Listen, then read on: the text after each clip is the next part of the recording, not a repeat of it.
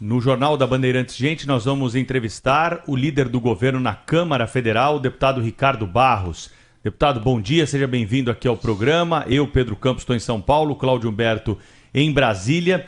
Para entrevistá-lo, vamos começar falando sobre reajuste de servidores, uma questão que está sendo enfrentada pelo governo nesta semana, com alguns protestos, ainda que tímidos, mas uma grande mobilização, e a gente sabe como é que funciona o lobby do serviço público, principalmente do serviço público de elite em cima do governo, né? Como é que está essa pressão? O governo já tem uma definição? O senhor conversou com o Palácio do Planalto sobre decisão a respeito desse assunto? Vai ter aumento para servidor nesse ano de 2022, deputado? Bom dia. Bom dia a todos. Estive com o presidente anteontem em Brasília, conversamos um pouco sobre as prioridades de votações na Câmara dos Deputados, medidas provisórias, projetos de lei, que o presidente escolheu e que eu vou consultar, estou consultando já os senhores líderes da base do governo, se temos condições de votar. Este assunto ainda não estava decidido, há ainda uma negociação com o senador Ciro Nogueira, chefe da Casa Civil, ministro Paulo Guedes, para ver como se resolve esse impasse que está criado, porque não há no orçamento nenhuma condição de dar aumento para todos os servidores, não temos espaço fiscal para isso. Os 1 bilhão e 700 que estão disponíveis no orçamento representariam um aumento linear de 0,5% para todos os servidores, portanto, não tem viabilidade política.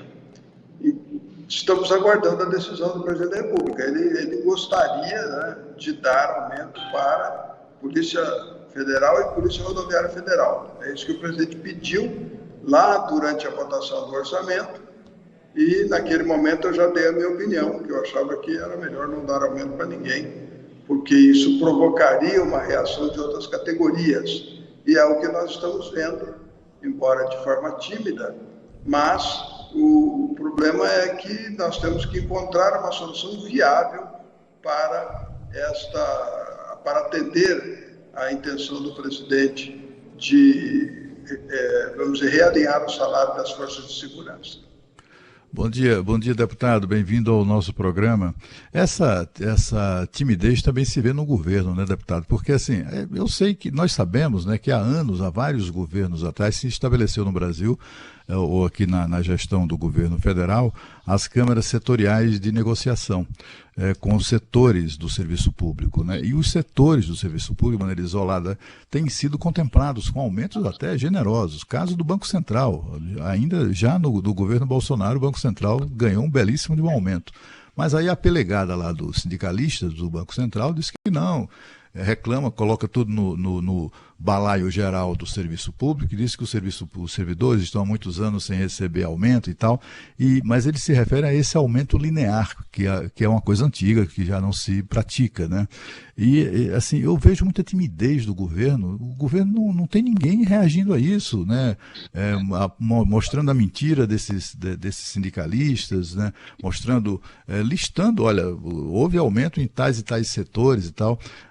O governo tem tido uma atitude muito tímida no enfrentamento dessa questão. Por quê? Porque não temos a decisão tomada. Evidentemente, a partir de que o governo, por exemplo, decida que não terá aumento para ninguém, haverá a argumentação adequada para este processo de formação de opinião. Ou, se decidir que vai dar para uma categoria ou outra, vai explicar que outras categorias, em outros momentos, já receberam seus aumentos. Aumento linear para todos não haverá, eu acho que nunca mais haverá aumento linear para todos, mas é importante rever cada uma das categorias e ir alinhando a remuneração do serviço público. Nós temos 80% de tudo que nós arrecadamos no Brasil é para pagar servidor ativo e inativo. Então, de fato, o país foi capturado, sequestrado pelas corporações, e nós temos muita dificuldade de resistir a esse assédio, em especial do judiciário, que já tem um teto salarial maior do que o executivo e o legislativo, e ainda assim vive se viabilizando vantagens, né? E mais vantagens para consumir o orçamento que está disponibilizado na medida que eles têm autonomia administrativa financeira. Então, nós realmente precisamos enfrentar as corporações. O país não tem condição de continuar pagando esses salários. A Câmara votou no ano passado o projeto do teto salarial do servidor público, que é para justamente acabar com aqueles pendurucários que levam salários aí a 150, a 180 mil reais por mês, estão no portal da transparência, né? E que, infelizmente, o Senado não votou. Vamos insistir para que isso aconteça. A Câmara já aprovou. Isso está na CCJ do Senado, o senhor sabe, deputado? Nós votamos na Câmara e mandamos para o Senado. Está lá, não sei se já começou a tramitar, porque, obviamente, há uma enorme pressão para que essas matérias não sejam aprovadas, e esses pendurucários aí que estão nos oneirites, né, que não são salários, são pendurucários, eles possam deixar de existir. Nós temos uma grande dificuldade aí de encontrar recursos para pagar R$400 para os brasileiros mais pobres e não conseguimos aprovar um projeto para parar de pagar 130, 150 mil reais para um servidor público federal. Agora, deputado, ontem a gente viu, foi bom o senhor tocar nesse assunto, porque ontem a gente viu o Jornal Estado de São Paulo revelar que agora em dezembro houve procurador da República recebendo 446 mil reais, né? 446 mil reais. Tem um falecido, recentemente falecido, vítima da Covid, médico e empresário aqui de Brasília, Arnaldo Cunha Campos. Certa vez ele me disse, os problemas do Brasil começaram, ele também achava que, ele também usava essa expressão, né, que as corporações sequestraram os cofres públicos, né, que os problemas do Brasil começaram quando o serviço público virou um bom negócio.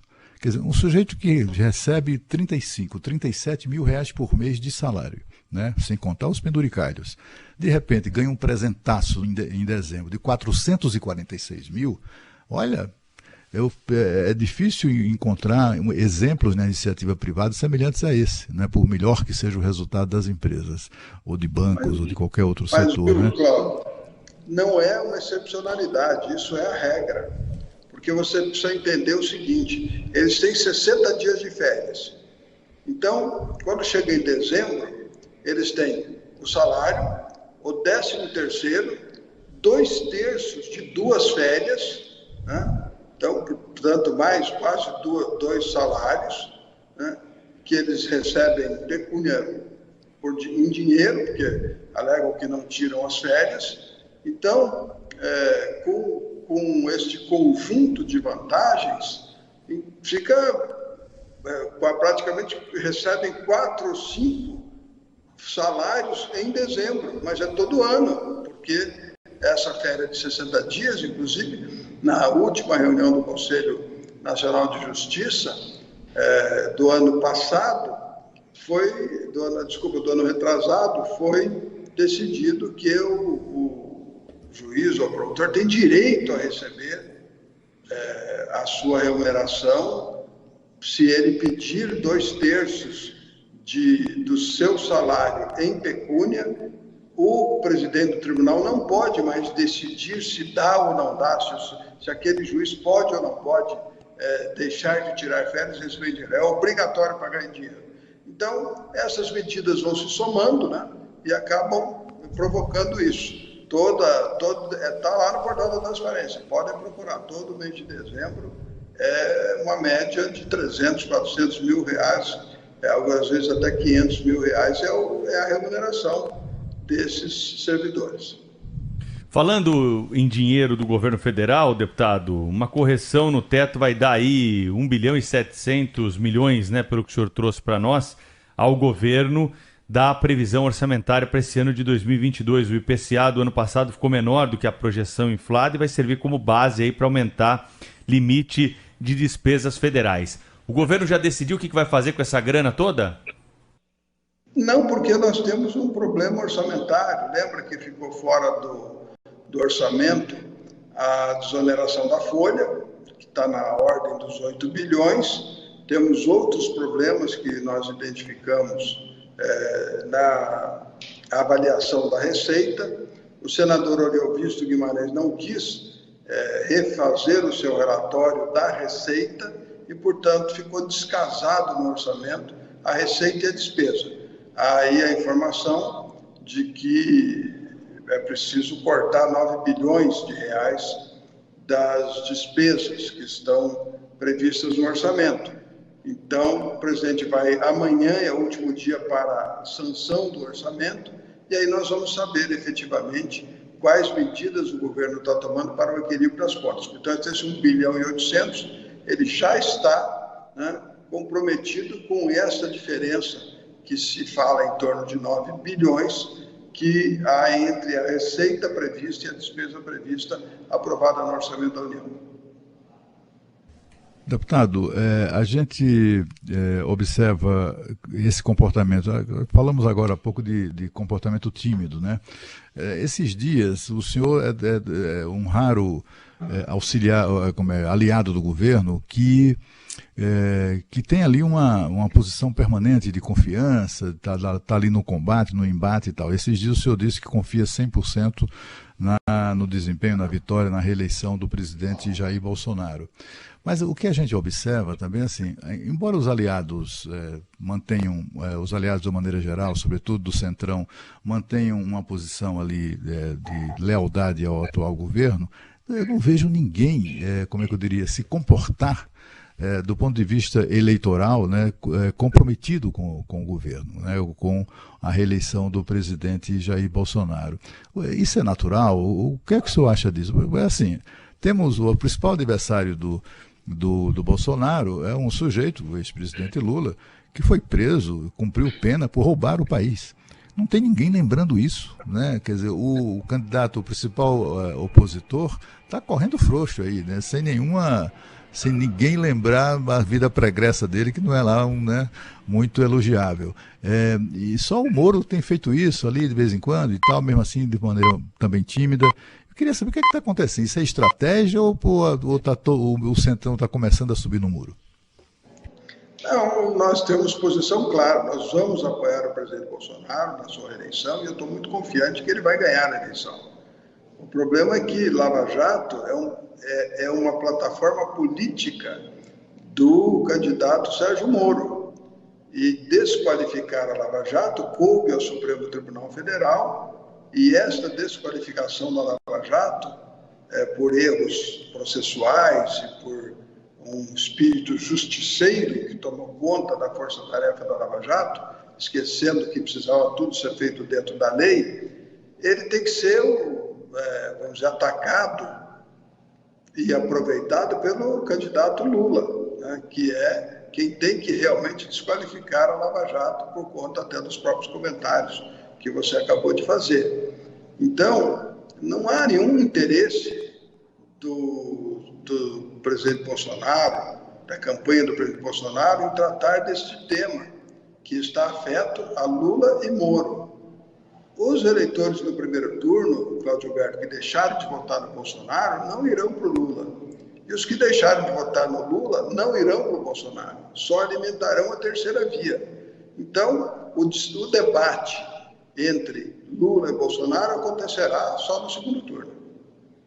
Normalmente, deputado, em ano eleitoral, a gente costuma ouvir aqui de parlamentar, né, apesar de discordar disso, que é muito difícil aprovar projetos como reformas, né?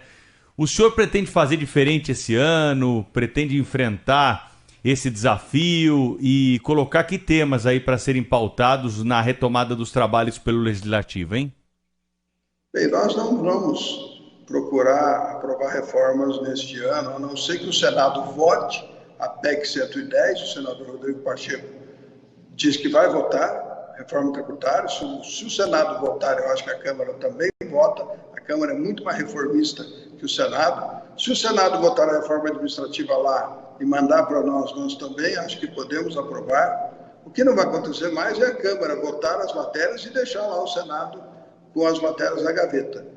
Como o senador Rodrigo Pacheco agora é o candidato presidenciável, acho que ele vai querer mostrar à sociedade que tem coragem de resolver os problemas que o Brasil precisa enfrentar, e isso pode favorecer a aprovação de matérias mais complexas na Câmara dos Deputados e no Senado. Mas vamos olhar no passado recente. Cláudio Alberto estava ali falando que o Auxílio Brasil vai ser um diferencial na campanha. Isso foi percebido pelo Ciro Gomes e pelo Moro. Então, os partidos PDT e Podemos, que no primeiro turno da votação do Auxílio Brasil, da PEC dos precatórios, discursaram e votaram, encaminharam a favor da PEC, no segundo turno, votaram contra o Auxílio Brasil, a pedido de Sérgio Moro e de Ciro Gomes, que não querem atender os pobres brasileiros, porque isso poderia favorecer o seu adversário político, Jair Bolsonaro, o seu concorrente à presidência. Então, obviamente, não é um ano fácil de votar matérias que são reformas constitucionais, que precisam de 308 votos na Câmara, porque os partidos vão se posicionar olhando para a eleição e não olhando para o interesse do país, lamentavelmente. Mas, deputado, assim, apesar disso, é claro, em ano eleitoral tudo fica muito mais difícil. Mas esse Rodrigo Pacheco, né, que aliado é esse, né, que o governo arrumou? O presidente viabilizou a candidatura à eleição de Rodrigo Pacheco para a presidência do Senado, mas o comportamento dele é um comportamento de hostilidade permanente, uma hostilidade elegante, etc., mas uma hostilidade reiterada no dia a dia. Ele já era um conhecido roda presa, mas também está exagerando. Nada ele coloca em votação, nada permite que tramite, né, com a rapidez que o país exige, espera. Nenhum projeto, por mais importante que seja, todos eles empacam no Senado Federal. Agora nessa questão recente, né, dos combustíveis, do projeto de combustíveis que limita, né, o aumento dos combustíveis, que foi aprovado, um projeto difícil, foi aprovado na Câmara, vai para o Senado e vai para a gaveta, direto para a gaveta do Rodrigo Pacheco, né? Ele só se manifestou depois que o presidente da Câmara, Arthur Lira, se manifestou reclamando disso, né? E aí o que ele faz, como sacanagem pouco, é bobagem, ele vai e já anuncia um cara do PT, um senador do Partido dos Trabalhadores, para ser relator, ou seja, para detonar o projeto. E qual a avaliação que o senhor faz desse comportamento? Por que ele se comporta dessa maneira? Porque é pré-candidato a presidente ou a vice do Lula? O que é que está acontecendo com o Rodrigo Pacheco e o governo? Olha, Cláudio Alberto, é mineirice pura, né? Da mais alta qualidade. É da característica dos mineiros este compasso, esta tranquilidade, este tempo mais longo para as decisões e, especialmente, deixar que os problemas se resolvam sozinhos. Mas a candidatura de Rodrigo Pacheco a presidente, me parece, implica numa mudança desse comportamento. Ele precisa mostrar ao Brasil que é capaz de resolver, enfrentar e aprovar matérias do Senado. Então, vai nos favorecer ao governo, porque as matérias vão ser pautadas. Se bem que ele é um mineiro nascido em Rondônia, ou Roraima, né? Alguma coisa assim. É preciso prestar atenção no comportamento desse mineiro aí, curioso. Deputado Ricardo Barros, obrigado pela entrevista aqui para o Jornal Gente da Rádio Bandeirantes nessa manhã. Bom dia aí para o senhor, até uma próxima oportunidade. Bom dia a todos e eu estou aqui agora em Iporã, no Paraná. Estou andando hoje 11 cidades de novo, visitando minhas bases, fazendo campanha, porque nós precisamos reeleger o Bolsonaro. Um abraço a vocês. Abraço.